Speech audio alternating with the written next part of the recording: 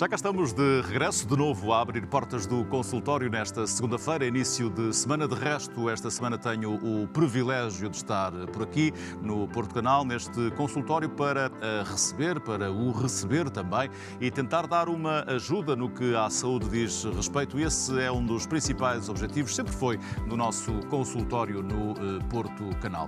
Já o tinha dito, nesta segunda parte teremos a oportunidade de falar sobre os maus hábitos alimentares que, felizmente, ainda existem. Não sei se aumentam, mas a verdade é que há riscos associados aos maus hábitos alimentares que aqui queremos falar para chamar a sua atenção e para eventualmente mudar também o estilo de vida, porque não? Acompanha-nos nesta segunda parte a doutora Lúcia Santos, médica de Medicina Geral e Familiar, pós-graduação em Medicina Estética. Doutora, bem-vinda. Muitíssimo obrigado por estar connosco para falarmos deste tema tão importante que surge a partir de um relatório da Direção-Geral de Saúde a que o Jornal Público teve acesso e que dá conta de algo que é muito preocupante, diria, e que provavelmente sublinhará também esta questão, que é os maus hábitos alimentares já superaram o tabaco no que diz respeito ao risco de morte. Que números assustadores são estes, doutora? Olá, muito boa tarde. Muito obrigada pelo convite. Nós é que agradecemos. Bem, é verdade, neste momento temos uma situação que exige o nosso cuidado e a nossa atenção. O que se tem vindo a verificar na prevalência do excesso de peso e da obesidade a nível nacional está a tornar-se uma situação de saúde pública preocupante. Portanto, neste momento, os dados dizem que quase 2/3 da população portuguesa tem excesso de peso ou obesidade. Estamos a falar de valores próximos dos 70%. Isto quer dizer, algum tempo atrás, em 2021, falava-se que seria mais de metade da população, não é? Neste momento, os dados são ainda superiores. Sim, são quase 2/3. Exatamente, portanto, excesso de peso e obesidade, os dois em conjunto. Quer dizer que apenas 1/3 da população estará dentro daquilo que é considerado o peso ideal, não é? Ou um peso saudável. Nem todos os casos de obesidade ou excesso de peso prendem-se exclusivamente com os hábitos alimentares. Ainda assim, muitos são, de facto, resultado desses maus hábitos. E o que lhe pergunto é: que maus hábitos alimentares existem naquilo que nós chamamos, enfim, de cozinha mediterrânea, eventualmente, depois há os desvios, para que tenhamos uma população com este peso e então grande percentagem? O que tem vindo a acontecer é que a nossa cozinha, a nossa alimentação, tem vindo a deixar de ser a mediterrânica. Portanto, nós tínhamos realmente um padrão alimentar considerado dos mais saudáveis, património mundial considerado pela Unesco, a cozinha mediterrânea, e a verdade é que nós temos vindo a ocidentalizar os nossos hábitos. Isso faz com que o quê? Tenhamos uma alimentação mais rica em gorduras saturadas, uma alimentação com grandes quantidades de sal, uma alimentação muito rica em açúcares e em refrigerantes, bebidas gasificadas, e, portanto, aquela que era a alimentação protetora que nos caracterizava, que seria uma alimentação em que se privilegiava os peixes, os ômegas 3, com a proteção cardiovascular que lhe está associada em detrimento das carnes vermelhas, em que o azeite era a gordura privilegiada, em que se fazia, sobretudo, uma forma simples de cozinhar os alimentos, permitindo com que se conseguisse manter a qualidade nutritiva. As sopas, as caldeiradas, deixaram de ser aquilo que é o nosso dia-a-dia. Certo, se calhar já vamos aqui elaborar uma emenda, estou a brincar, mas vamos sobretudo olhar para aquilo que nós fazemos de errado no que à alimentação diz respeito, e a doutora Lúcia Santos já aqui fez referência a algumas questões por deixarmos eventualmente aquilo que era a cozinha mediterrânica pura e dura, e vamos fazendo alguns desvios, e a determinada altura são tantos os desvios que já estamos num outro tipo de cozinha que não mediterrânica. E, portanto, se me permite, e para que todos possamos processar, e esta palavra não é muito bem-vinda no que diz respeito aos hábitos alimentares, mas para que todos possamos processar bem aquilo que fazemos de errado, aquilo que devemos de fazer bem, pedia-lhe, doutora, que nos ajudasse com essa questão. O ideal é precisamente voltar um bocadinho a estes hábitos, não era que seriam o que os nossos avós faziam. Privilegiar o consumo das verduras, dos legumes, as sopas, as frutas e da forma mais simples de cozinhar possível, portanto, com os cozidos, com os grelhados. Sabemos que hoje em dia, com a nossa agitação do dia-a-dia, com o nosso ritmo de trabalho, o que nós fazemos facilmente é aquela refeição que está pronta, que por um lado é mais barata, é mais acessível, por outro lado está ali... Mas uma boa sopinha, não... Sim. Implica, não é? Muitas das vezes é o tempo da preparação. No dia anterior. Agora, sem dúvida que seria a melhor opção e deve ser a nossa opção. E é isso que hoje em dia devemos fazer esse alerta, não é? É que as pessoas voltem um bocadinho às sopas, deixar um bocadinho a facilidade das comidas prontas, pré-preparadas que existem nas prateleiras do supermercado a preços bastante acessíveis e que se volte um bocadinho àquilo que eram as nossas origens e a nossa forma simples e boa de nos alimentarmos. Há ainda assim algum cuidado quando falamos da população estudantil, ou pelo menos tenta-se, não é? Esse é um dos cuidados que tem que começar a existir também, porque uma das razões, e falávamos no início, não é, que os maus hábitos alimentares superaram o tabaco. Isso aconteceu porque houve uma série de políticas e de medidas que alertaram para os malefícios e para o prejuízo do tabaco. E com resultados, parece-me. E com resultados. Sim. Inclusive a campanha junto da população e das populações mais jovens, isso fez com que se diminuísse realmente o número de pessoas fumadoras e com que houvesse cada vez mais pessoas a procurar as consultas de cessação tabágica. O mesmo tem de acontecer e, sobretudo, nas idades mais jovens, nas escolas, é fundamental que se comecem a fazer campanhas de educação nutricional. É fundamental... Mas nas cantinas, nos bares das escolas, existe esse cuidado, julgo eu, pelo menos havia indicação para. Deveria existir esse Pela sua cuidado. cara não parece. Deveria existir esse cuidado, mas se formos, de uma forma geral, tentar ver se na prática o que acontece, ainda há muitos maus hábitos que podem ser corrigidos e que deveriam ser corrigidos. E desde logo pela infância e pela adolescência, que é quando se estão a criar os principais hábitos. E realmente, se nessa fase não está acessível aquilo que nós dizemos que são os alimentos saudáveis, aquilo que deveria ser a base da alimentação, é claro que desde logo as crianças e os adolescentes vão ficando habituados a padrões alimentares que não são os mais corretos para a sua saúde.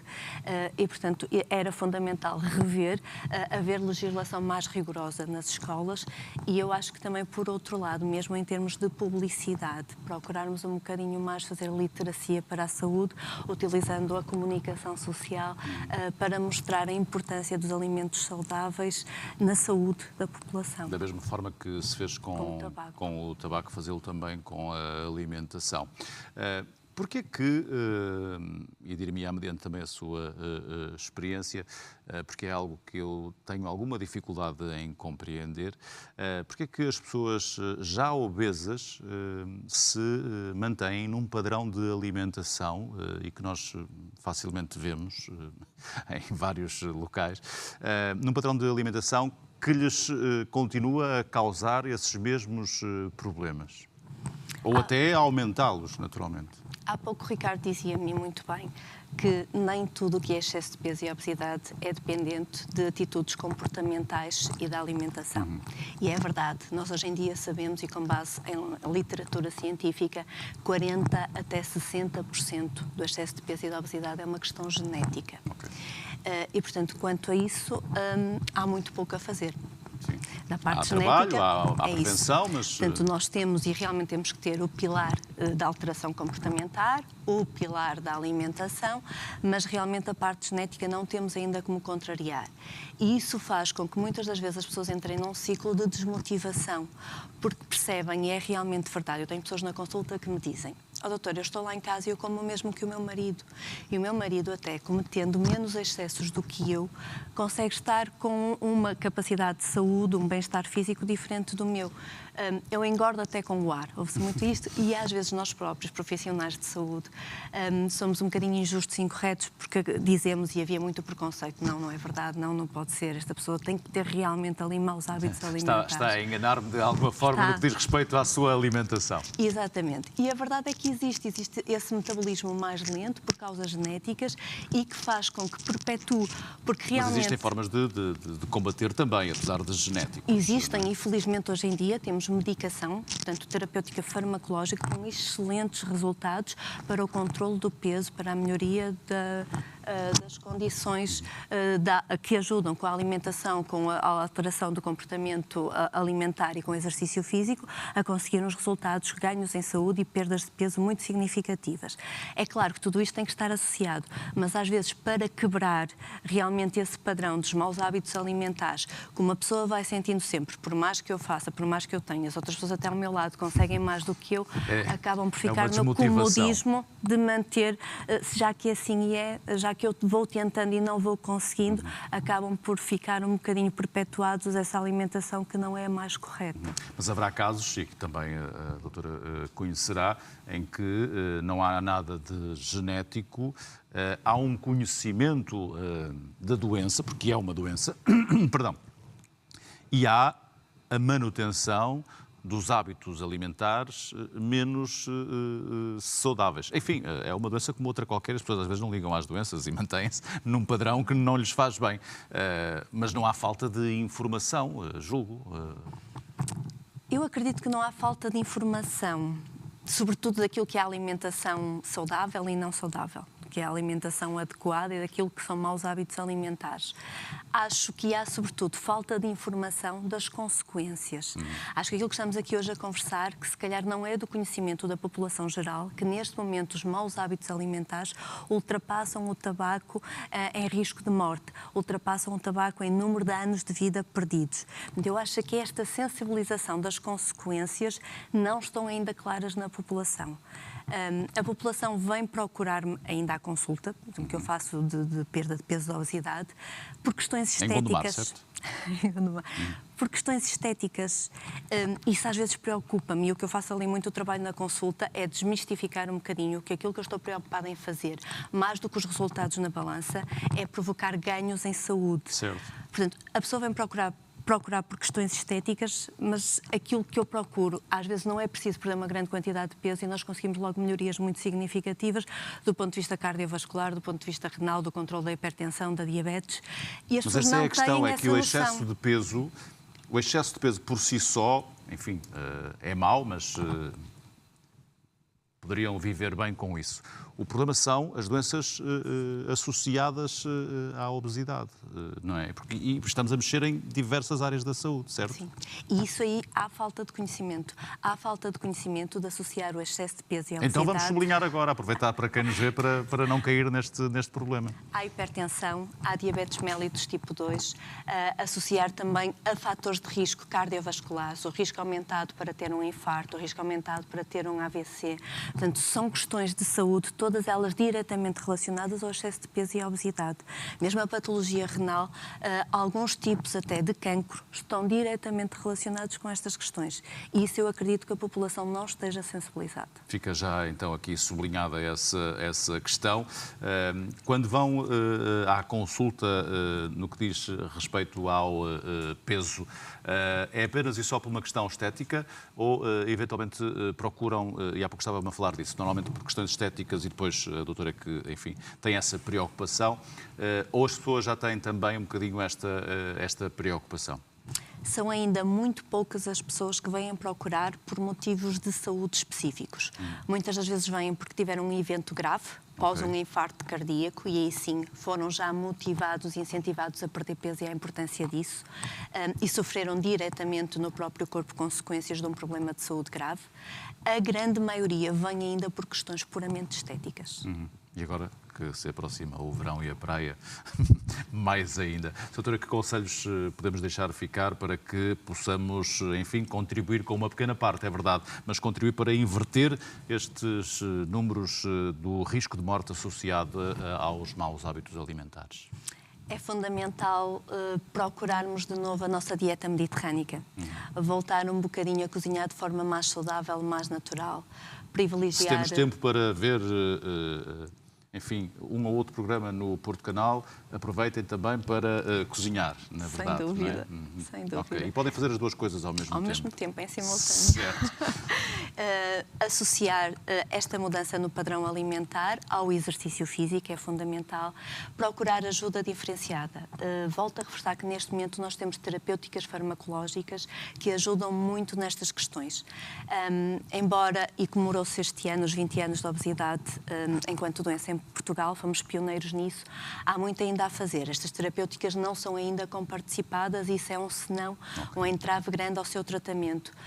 Mas existe essa possibilidade e é importante que as pessoas o saibam, que há outras formas de ajudar e que isso vai trazer ganhos em saúde. Portanto, não é só a questão estética que estamos aqui a falar, é mesmo destes dados, destes valores, destes números que começam a ser considerados, não é questões de saúde pública.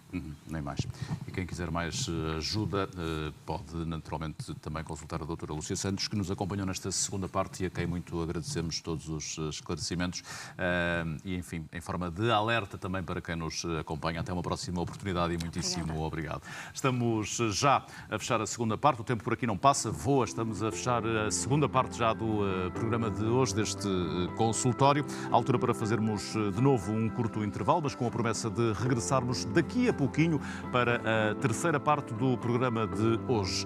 Neste consultório, já o disse no início desta edição, teremos a oportunidade de receber a doutora Filipa Pignatelli Espada, pediatra de endocrinologia pediátrica no Hospital Pedro Espano. Vamos falar sobre a diabetes, neste caso em particular da diabetes tipo 1 na infância, e vamos dar-lhe também a oportunidade de ligar e colocar questões à doutora Filipa depois de falarmos sobre a diabetes tipo 1. Portanto, se quiser colocar alguma questão no que diz respeito à endocrinologia, e neste caso a endocrinologia pediátrica, sinta-se perfeitamente à vontade, utilize o nosso número, os nossos contactos. Fazemos um curto intervalo e já voltamos para falar sobre este tema. Até já.